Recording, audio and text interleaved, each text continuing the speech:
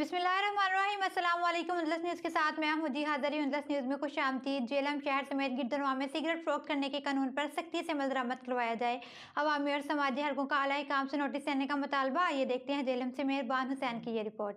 हुकूमत पंजाब ने 18 साल से कम उम्र बच्चों को सिगरेट खरीदने और पीने पर सख्ती से पाबंदी आयद कर रखी है, लेकिन इसके बावजूद कम उम्र बच्चों में सिगरेट नोशी का रुझान बढ़ रहा है। अवामी और समाजी शहरी तंजीमों के आए दिन का कहना है कि कम उम्र बच्चे और तलबा सिगरेट पीने का शौक पूरा करते दिखाई देते हैं और वक्त गुजरने के साथ साथ सिगरेट नोशी के आदी बन जाते हैं। इन्होंने कहा है कि सिगरेट मशरूबात फरोख्त करने वाले दुकानों में दुकानदार कम उम्र बच्चों और तलबा को सिगरेट बआसानी फरोख्त कर देते हैं, जिसके बाइस वो आहिस्ता आहिस्ता नशे में मुब्तला हो जाते हैं। इन्होंने कहा कि शहर भर में 5 शॉप्स पर खुले सिगरेट्स और तंबाकू नोशी वाली अशिया कम उम्र बच्चों से सरेआम फरोख्त कर दी जाती हैं।